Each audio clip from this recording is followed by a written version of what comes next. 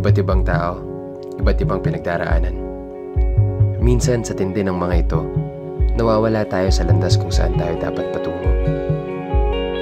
Nagdadalawang isip kung ano na ba ang susunod na yugto.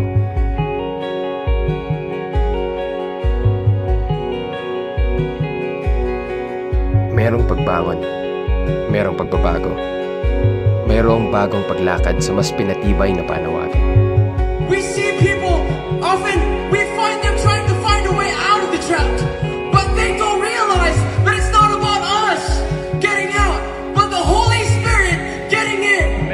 For when He comes, the storm comes, and when the storm comes, the drought ends. You may be broken, you may be in drought, but if you persevere and you don't give up, the wind of the Holy Spirit will come, bringing hope and restoration in your life.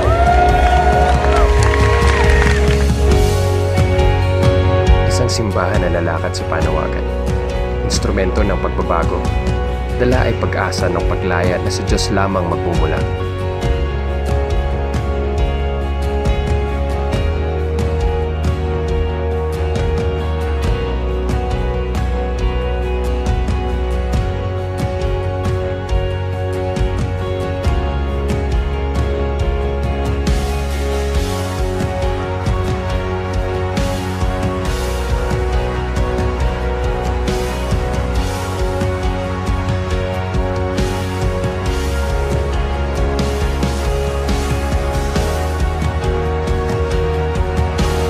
Church in the midst of the fire, united in Christ, with a strong spiritual atmosphere of faith, purity, and freedom, living in the Great Commandment and leading people in the Great Commission through the cultural mandate and commitment to the Word.